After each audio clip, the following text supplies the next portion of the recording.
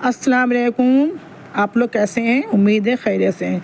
चलिए मैं आप तो समझ गए होंगे ना कि मैं क्या बताने जा रही हूँ। आज मैं आप लोगों को अदरक और लहसुन का पेस्ट कैसे बना के रखा जाता है और कितनी आसानियाँ हो जाती हैं अगर आप अदरक और लहसुन का पेस्ट और फ्रेश बना के और अपने घर में अगर आप रखते हैं। तो अब लेकिन मेरे यहाँ ज़्यादातर अदरक लहसुन का पेस्ट दाल में इस्तेमाल ज़्यादा होता है, क्योंकि जानते हैं कोलेस्ट्रॉल की प्रॉब्लम लोगों को होती है।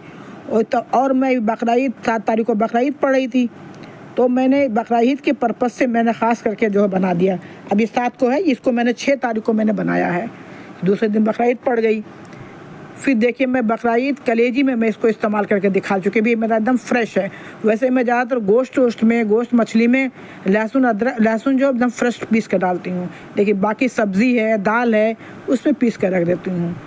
और अभी बहुत ही फाइन पेस्ट बना हुआ है। और मैं अदरक और लहसुन कैसे इस्तेमाल करती हूँ, देखिए अदरक 250 ग्राम और ये अदरक है, छील के और साफ़ करके छोटे छोटे पीस काट दिया है। और लहसुन है, और लहसुन को मैं छिलका निकाल कर नहीं बनाती हूँ। मैं जो सफ़ेद छिलके वाला लहसुन आता है ना, एक चाइना वाला आता है, एक लाल वाला, तो मैं लाल वाला ही नहीं रखती हूँ। सफ़ेद चाइना वाला छिलका जो है मैं इसको जो हूँ तोड़ लेती हूँ, मतलब साफ़ करके जौ निकाल लेती हूँ। जौ इसको धुल लेती हूँ। धुलने के बाद चूँकि मेरे यहाँ धूप आती है, तो मैं इसको धूप में खूब कुरकुरा सुखा लेती हूँ।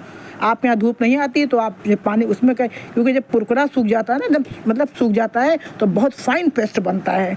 वैसे नहीं तो आप भिगा लीजिए तो भी फाइन बन जाएगा।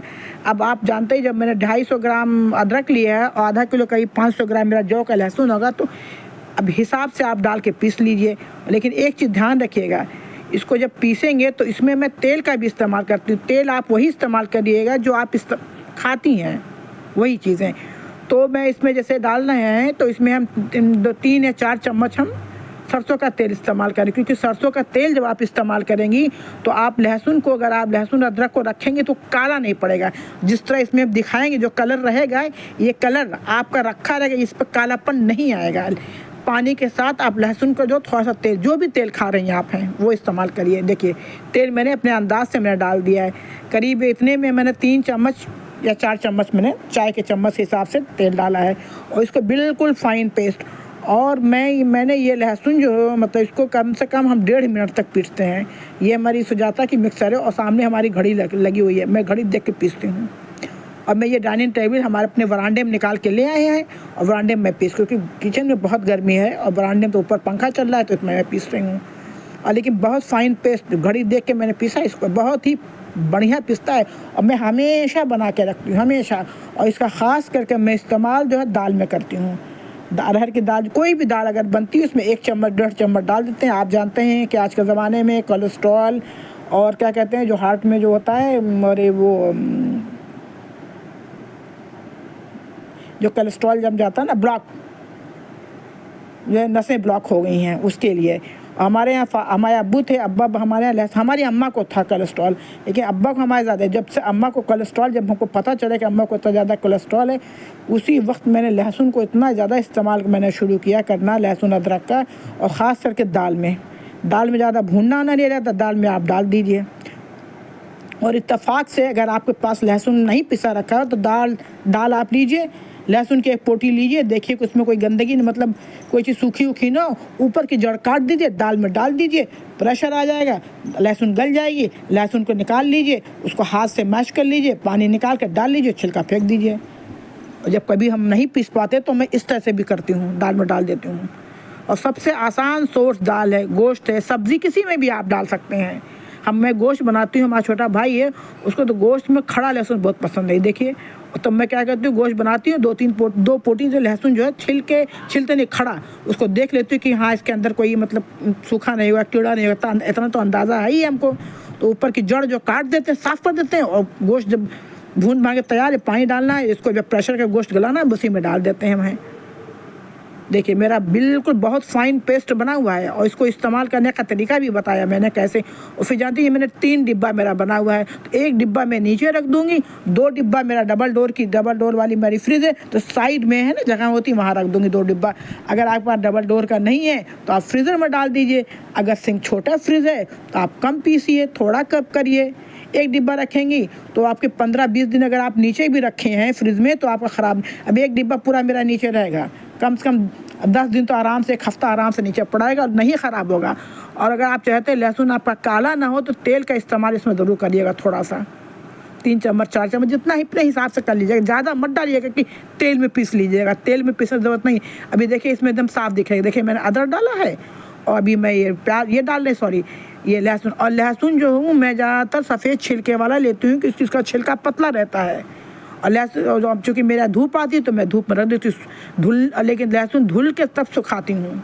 ये देखिए पतले छिलके मैं दिखा रहे हैं, देखिए पतले छिलका का है।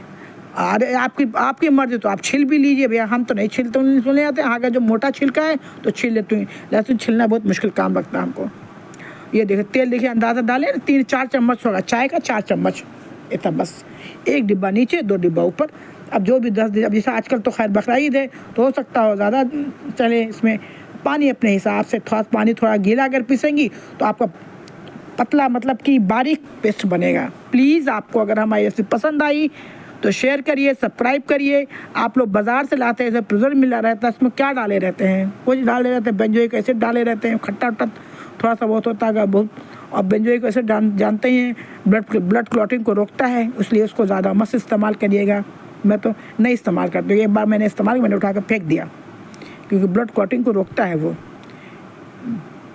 प्लीज़ आपको अगर हमारी रेसिपी पसंद आती है तो प्लीज़ आप लाइक करिए, शेयर करिए और बताइए कि ये तरीका आपको पसंद आया कि नहीं पसंद आया। मेरा लहसुन नहीं ख़राब होता है, आप लोग सोचते हैं मैं आज से नहीं कर रही, मैं ज़माने से कम से कम 15-16 साल 20 साल से मैं इस कर रही हूँ इस तरह से। 2004 में मेरी अम्मा की डेथ हुई है, तब से मैं हमारे लहसुन हम बराबर, हाँ कभी थक गए कभी नहीं कर पाए।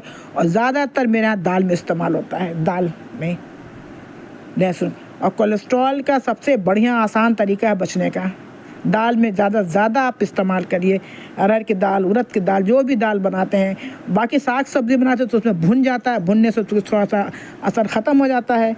और दाल सबसे बेस्ट, मेरे यहाँ ज़्यादातर लहसुन दाल में इस्तेमाल होता है क्योंकि सब्ज़ी ज़्यादातर सादी बन गई और गोश्त और मछली बनी गई तो मैं ज़्यादातर फ्रेश पीसती हूँ। ज़्यादातर मैं फ्रेश गोश्त और उसमें मछली में या किसी में मैं लहसुन फ्रेश पीसती हूँ। और चूँकि आज बकरा ईद है, 1 दिन पहले मैंने पीसा है, मेरा लहसुन एकदम फ्रेश है। और अगर नहीं पीस पाते हैं तो मैं यही डालती हूँ, अगर रहता है तो मैं यही डाल देती हूँ। और अगर मसाले को अगर आपको फ्रेश बना, जैसे मैं लहसुन आपका पिसा रखा हुआ है, आप चाहती कि हमारा मसाला फ्रेश रहे तो आप इसमें 2 चम्मच लहसुन डाल लीजिए, तभी मतलब है गोश्त या सब्ज़ी जो भी है।